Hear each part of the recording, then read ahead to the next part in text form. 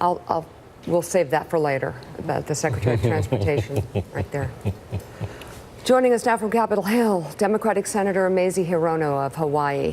Senator, thank you so much for being on today. Good morning, Mika. You have made a parallel of what this looks like compared to dark stages in our history. Do you stand by that parallel? And what do you think this is doing to the fabric of our nation? It was a parallel that was raised by Laura Bush, and I certainly agree with her. When you think about 120,000 Japanese Americans who were not interned, I say they were incarcerated because they were behind barbed wire with armed guards.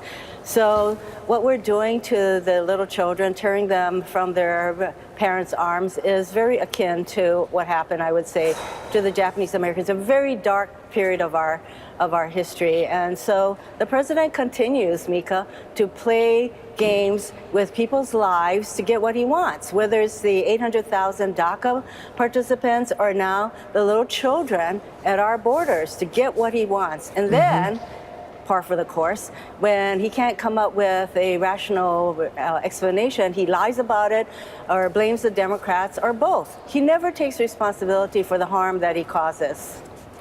Katie Kay. Senator, I was just wondering, amongst your Democratic colleagues, clearly the president is not just holding these children as leverage, he's also, in a sense, holding Democrats in Congress as leverage. And we'll see whether him repeating that this is the Democrats' fault, as he did yesterday again, starts to become something that people believe around the country, even though it clearly isn't. This is his policy. What are you and your Democratic colleagues saying about how you can retaliate against this legislatively? It's not just the Democrats, but more Republicans are coming forward to say that it is all on the president. He can change this policy, this practice right now. It doesn't have to be this way. And for him to continue to put all the blame on Democrats, that is his usual practice. The Republicans are coming forward finally, and I'm glad. And I want more of them to step up to say, this is not what our country stands for. We do not stand for tearing apart children from their parents. And I just want to, mention that I am an immigrant, and when my mother brought me here, I was only about 7 years old, and she was our sole support. I already didn't have a father, and she was working all day, and my older brother and I would wait for her at the bus stop because we were latchkey kids. And I think to myself, we come to this country not having anything. I didn't speak English at all. And I just put myself in the shoes of these little kids. If my mother was taken away from me, I don't know what would have happened to me and my brothers. Senator, it's Willie Geist. It's good to have you with us this morning. Do you feel among your Republican colleagues there in the Senate a move toward your position just on this one particular issue of family separation? We saw, for example, Ted Cruz yesterday proposing legislation that would go pretty far to stop this pretty quickly, doubling the number of federal immigration judges, creating new temporary shelters where parents and kids could be housed together while they await their hearings. Will there be a move on this quickly, or are some people slow walking this?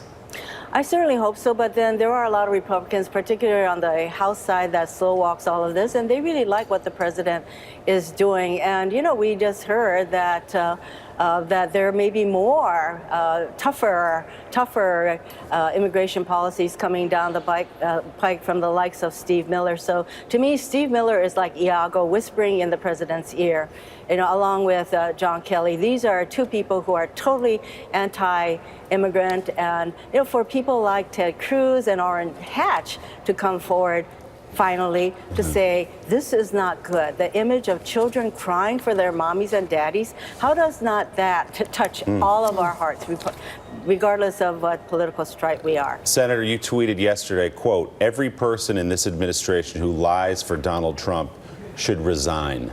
Who do you include on that list?